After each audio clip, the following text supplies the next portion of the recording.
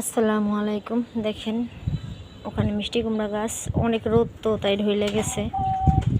এই যে দেখেন ডাটার অবস্থা, মাশাআল্লাহ। এগুলা কিন্তু আমি বনি নাই, ওই যে আমার একটা খালা আছে সে বুনছে এগুলা তার। আর এগুলা আমি উঠায় লাগাইছি।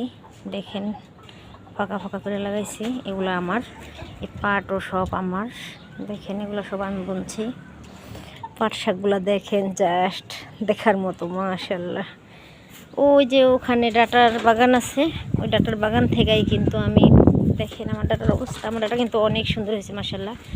কালার ডাটাগুলো ছোটো ছোটো হয়ে রয়েছে, দেখেন বাতাস ছাড়ছে, অনেক সুন্দর হয়েছে। এখান থেকে উঠাই কিন্তু আমি ওগুলা লাগাইছিলাম।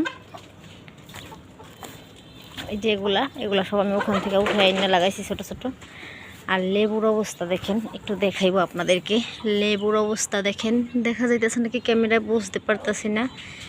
মানে লেবু এত পরিমাণ হয়েছে, দেখেন ডাইলার অবস্থা একবার মাটির সাথে মিলে গেছে, মানে প্রচণ্ড লেবু।